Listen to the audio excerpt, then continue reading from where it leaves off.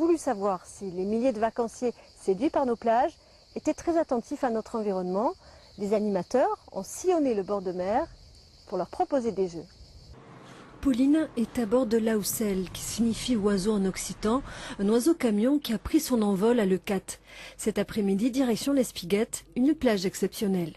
C'est l'une des plus belles, qui est encore très naturelle, qui est un milieu préservé, qui est aujourd'hui classé pour son paysage et ses habitats. Une plage très fréquentée où la menace de dégradation est forte chaque été. Une raison supplémentaire pour sensibiliser les touristes au littoral. Est-ce que vous avez 5 minutes d'abord pour attendre le bus à l'ombre et que je vous parle un peu du littoral, des jeux, on fait des petits jeux pour découvrir ce que vous avez vu sur la plage. On y va? Il faut mettre ta main avec tu et t'essayes de deviner ce que c'est. Au programme, le jeu du lest qui pointe du doigt les coquillages et surtout les déchets que la mer rejette. Les mégots, surtout les bouteilles, du plastique.